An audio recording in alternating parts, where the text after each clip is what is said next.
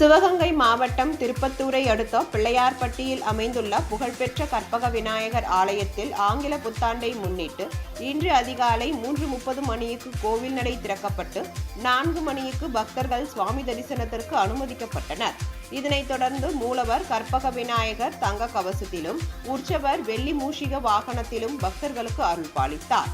இந்துக்களின் முழுமுதற் கடவுளாக போற்றப்படுகின்ற விநாயக பெருமானை வருடத்தின் முதல் நாளில் வழிபாடு செய்தால் அந்த ஆண்டு முழுவதும் வெற்றிகரமாக இருக்கும் என்பது தமிழர்களின் நம்பிக்கையாக உள்ளது. தமிழகம் மட்டுமின்றி வெளிமாநிலங்கள் வெளிநாடுகளிலிருந்தும் வருகை தந்த பக்தர்கள் நீண்ட வரிசையில் காத்திருந்து சுவாமி தரிசனம் செய்து வருகின்றனர். மேலும் ஐயப்பன் மற்றும் முருக பக்தர்கள் என ஆயிரக்கணக்கில் அதிகாலையில் இருந்தே ஆலயத்தில் குவிந்தனர். பக்தர்களின் வசதிக்காக குடிநீர், உணவு, மருத்துவ வசதி செய்யப்பட்டுள்ளன. மாவட்ட காவல்துறை சார்பில் முக்கிய இடங்களில் சிசிடிவி கேமராக்கள் பொருத்தப்பட்டு 500க்கும் மேற்பட்ட போலீசார் பாதுகாப்பு பணியில் ஈடுபட்டுள்ளனர். தமிழகத்தின் அனைத்து பகுதியிலிருந்தும் அரசு போக்குவரத்து கழகம் சார்பில் பிள்ளையார்பட்டிக்கு சிறப்பு பேருந்துகள் இயக்கப்படுகின்றன.